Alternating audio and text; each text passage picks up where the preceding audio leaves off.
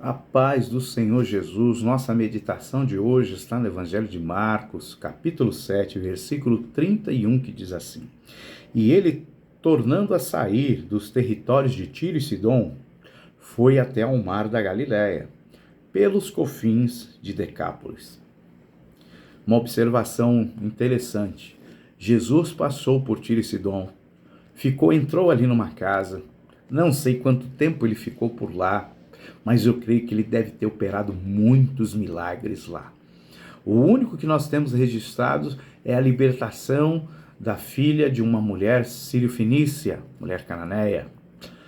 Eu creio que muitos milagres, mas muitos foram feitos, porém não foram registrados. Por quê? Porque Jesus ele veio para os seus. Jesus veio para chamar o povo de Deus ao arrependimento. Porque quando Jesus começasse a ministrar milagres na vida dos gentios, aquilo que nós chamamos da porta da graça seria aberta. E muitos falam que a porta da graça foi aberta na cruz do Calvário. E eu creio que não. Por que eu creio que não? Porque essa mulher sírio-fenícia, esse milagre que foi registrado na palavra de Deus, tanto aqui em Marcos 7 quanto em Mateus 15, ele representa Jesus olhando, se compadecendo, levando cura, milagre e salvação para os gentios. Então podemos dizer, que de uma forma que foi registrado, esse é o primeiro milagre operado na vida de um gentio. Então a porta da graça, ela se abre para os gentios aqui nesse texto.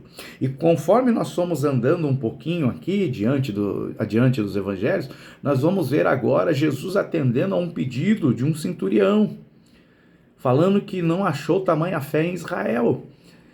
Ou seja, mais um milagre atendendo ao pedido de um gentio. Então, vamos falar assim, a chave que abriu a porta da graça foi essa mulher sírio-fenícia quando Jesus passou no território de Tiro e Sidom. Olha que coisa maravilhosa. E depois ele foi até o mar da Galileia, ou seja, ele voltou para casa. Foi necessário, ele passar por esse território a pé, andando muito, até ele chegar em casa. Ele foi até o mar da Galileia pelos confins de Decápolis, ou seja, pelas 10 metrópoles. Jesus ele percorre um grande caminho.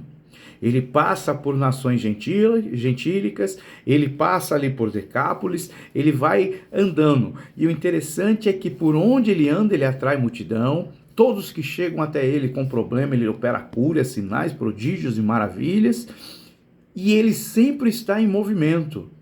Você vê, Jesus geralmente ele para descansar e muitas das vezes ele não consegue descansar, porque a multidão descobre que ele está em determinado lugar, vai até ele e Jesus atende a todos, diz a palavra. Mas ele está em constante movimento, ele não para. E um dos segredos para que nós venhamos a crescer na unção, crescer na graça, nos deixar ser usados por Deus, é estarmos em constante movimento. Desde Gênesis capítulo 1, quando o Espírito do Senhor se movia sobre a face das águas ali, sobre a face do abismo, já demonstrava que ele estava em movimento. E Jesus, desde o momento que ele vai até o Rio Jordão e é batizado por João Batista, ele não para, ele está em constante movimento. Mas por que ele tem que passar por Samaria? Por que ele passa por Tiro e Sidom? Por que ele passou pelos confins de Decápolis? Porque tinha propósito. João fala que se fosse registrar todos os milagres que Jesus operou enquanto esteve aqui na terra, nesses 3 anos e meio de ministério, não haveria livros na terra para registrar todos. Então, por onde Jesus está passando, há milagre.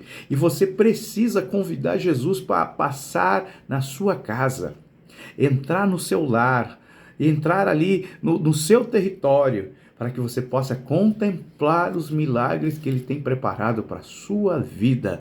Você precisa estar em movimento, fazendo a obra, estando disponível, se movendo o tempo todo para atrair a unção e o poder de Deus para a sua vida. Que Deus te abençoe em nome de Jesus Cristo.